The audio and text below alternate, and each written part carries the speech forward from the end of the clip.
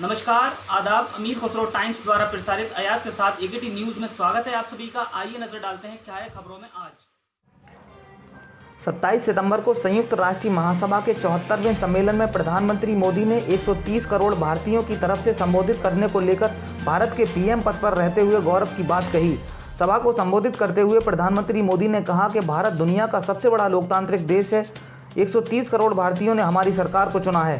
प्रधानमंत्री नरेंद्र मोदी ने कहा, माननीय अध्यक्ष महोदय, संयुक्त राष्ट्र महासभा के 74वें सत्र को 130 करोड़ भारतीयों की तरफ से संबोधित करना मेरे लिए गौरव का अवसर है। ये अवसर इसलिए भी विशेष है क्योंकि इस वर्ष पूरा विश्व महात्मा गांधी की 150वीं जयंती मना रहा है। सत्य और अहिंसा का उनका संदेश विश्व की शांति, प्रगति और विकास के लिए आज भी प्रासंगिक है। अध्यक्ष महोदय, इस वर्ष दुनिया का सबसे बड़ा चुनाव हुआ। दुनिया के सबसे बड़े लोकतंत्र में दुनिया में सबसे ज्यादा लोगों ने वोट देकर मुझे और मेरी सरकार को पहले से ज्यादा मजबूत जनादेश दिया और इस जनादेश की वजह से ही आज फिर मैं यहां आप सबके बीच हूं। लेकिन इस जनादेश से निकला संदेश इससे भी ज्यादा बड़ा है, ज्यादा व्यापक है और ज्यादा प्रेरक है। अध्यक्ष महोदय, जब एक विकासशील देश दुनिया का सबसे बड़ा स्वच्छता अभियान सफलतापूर्वक संपन्न करता है, सिर्फ 5 साल में 11 करोड़ से ज्यादा शौचालय बनाकर अपने देशवासियों को देता है, तो उसके साथ बनी व्यवस्थाएं पूरी दुनिया को एक प्रेरक संदेश देती है। जब एक विकासशील देश दुनिया की सबसे बड़ी हेल्थ एश्योरेंस स्कीम सफलतापूर्वक चलाता है, 50 करोड़ लोगों को हर साल 5 लाख रुपए तक के मुफ्त इलाज की सुविधा देता है, तो उसके साथ बनी संवेदनशील व्यवस्था पूरी दुनिया को एक नया मार्ग दिखाती है। जब एक विकासशील देश दुनिया का सबसे बड़ा फाइनेंशियल इंक्लूजन कार्यक्रम सफलतापूर्वक चलाता है, सिर्फ 5 साल में 37 करोड़ से ज्यादा गरीबों के बैंक खाते खोलता है, तो उसके साथ बनी व्यवस्थाएं पूरी दुनिया के गरीबों में एक विश्वास पैदा करती है। जब एक विकासशील देश अपने नागरिकों के लिए दुनिया का सबसे बड़ा डिजिटल आइडेंटिफिकेशन प्रोग्राम चलाता है, उनको बायोमेट्रिक पहचान देता है, उनका हक पक्का करता है, भ्रष्टाचार को रोककर करीब $20 बिलियन से ज्यादा बचाता है, तो उसके साथ बनी आधुनिक व्यवस्थाएं पूरी दुनिया के लिए एक नई उम्मीद बनकर के आती है। अध्यक्ष महोदय, मैंने यहां आते वक्त संयुक्त राष्ट्र की इमारत की दीवार पर पढ़ा, नो मोर सिंगल यूज प्लास्टिक। मुझे इस सभा को बताते हुए खुशी हो रही है कि आज जब मैं आपको संबोधित कर रहा हूं, तब इस वक्त आज भी हम पूरे भारत को सिंगल यूज प्लास्टिक से मुक्त करने के लिए एक बड़ा अभियान चला रहे हैं। आने वाले 5 वर्षों में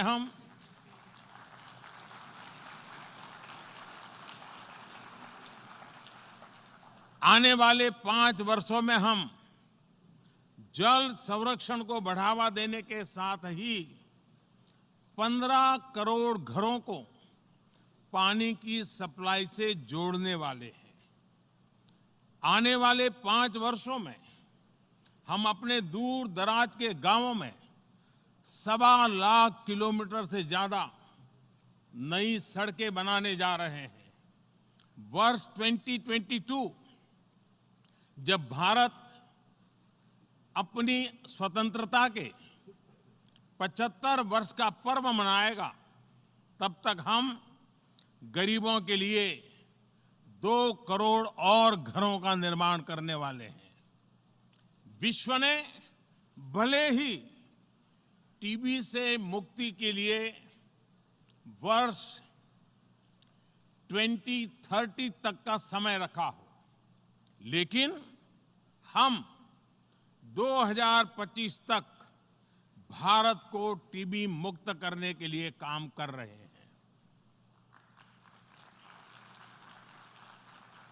सवाल ये है कि आखिर ये सब हम कैसे कर पा रहे हैं? आखिर नए भारत में बदलाव तेजी से कैसे आ रहा है?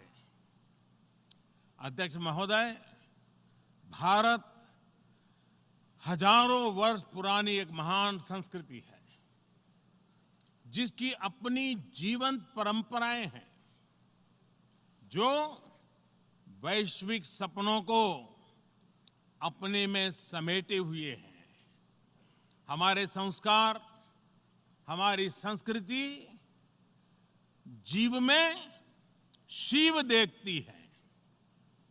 इसलिए हमारा प्राण तत्व है कि जन भागीदारी से जन कल्याण, और ये जन कल्याण भी सिर्फ भारत के लिए नहीं, जग कल्याण के लिए हो। जन कल्याण से जग कल्याण। और तभी तो हमारी प्रेरणा है सबका साथ, सबका विकास, सबका विश्वास। और ये सिर्फ भारत की सीमाओं में सीमित नहीं है। हमारा परिश्रम न तो दया भाव है और न ही दिखावा। ये सिर्फ और सिर्फ कर्तव्य भाव से प्रेरित है। हमारे प्रयास 130 करोड़ भारतीयों को केंद्र में रखकर हो रहे हैं, लेकिन ये प्रयास जिन सपनों के लिए हो रहे हैं, वो सारे विश्व के हैं, हर देश के हैं, हर समाज के हैं। प्रयास हमारे हैं, परिणाम सभी के लिए है, सारे संसार के लिए है। मेरा ये विश्वास दिनों दिन तब और भी दृढ़ हो जाता है जब मैं उन देशों के बारे में सोचता हूं जो विकास की यात्रा में भारत की तरह ही अपने अपने स्तर पर प्रयास कर रहे हैं। जब मैं उन देशों के सुख दुख सुनता हूं, उनके सपनों से परिचित होता हूं, तब मेरा ये संकल्प और भी पक्का हो जाता है कि मैं अपने देश का विकास और भी तेज गति से करूं, जिससे भारत के अनुभव उन देशों को भी काम आ सके। अध्यक्ष महोदय, आज से 3000 वर्ष पूर्व भारत के महान कवि कणियन पुंगुंड्रनार, उन्होंने विश्व की प्राचीनतम भाषा तमिल में कहा था, यादम उरे यावरुम केडीर, यानी हम सभी स्थानों के लिए अपनेपन का भाव रखते हैं और सभी लोग हमारे अपने हैं। और ये 3000 साल पहले की बात कर रहा हूं। देश की सीमाओं से परे अपनत्व की यही भावना भारत भूमि की विशेषता है। भारत ने बीते 5 वर्षों में सदियों से चली आ रही विश्व बंधुत्व और विश्व कल्याण की उस महान परंपरा को मजबूत करने का काम किया है, जो संयुक्त राष्ट्र की स्थापना का भी ध्येय रही है। भारत जिन विषयों को उठा रहा है, जिन नए वैश्विक मंचों के निर्माण के लिए भारत आगे आया है, उसका आधार वैश्विक चुनौतियां हैं, वैश्विक विषय है और गंभीर समस्याओं के समाधान का सामूहिक प्रयास है। अध्यक्ष महोदय, अगर इतिहास और पर कैपिटा एमिशन के नजरिए से देखें तो ग्लोबल वार्मिंग में भारत का योगदान बहुत ही कम रहा है, लेकिन इसके समाधान के लिए कदम उठाने वालों में भारत एक अग्रणी देश है।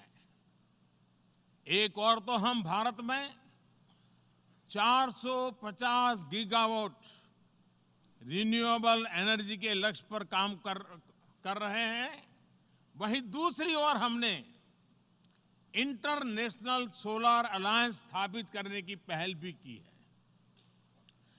ग्लोबल वार्मिंग का एक प्रभाव ये भी है कि नेचुरल डिजास्टर की संख्या और उनकी तीव्रता तो बढ़ती ही जा रही है, उनका दायरा और उनके नए नए स्वरूप भी सामने आ रहे हैं। इस स्थिति को देखते हुए ही भारत ने coalition for disaster resilient infrastructure CDRI बनाने की पहल की है। दुनिया के देशों को इससे जोड़ने के लिए मैं निमंत्रण देता हूं। इससे ऐसे इंफ्रास्ट्रक्चर बनाने में मदद मिलेगी जिन पर प्राकृतिक आपदाओं का प्रभाव कम से कम होगा। अध्यक्ष महोदय, यूएन पीसकीपिंग मिशंस में सबसे बड़ा बलिदान अगर किसी देश ने दिया है तो वो देश भारत है। हम उस देश के वासी हैं जिसने दुनिया को युद्ध नहीं, बुद्ध दिए हैं, शांति का संदेश दिया है।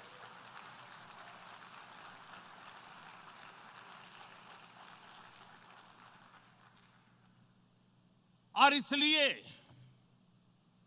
हमारी आवाज में आतंक के खिलाफ दुनिया को सतर्क करने की गंभीरता भी है और आक्रोश भी।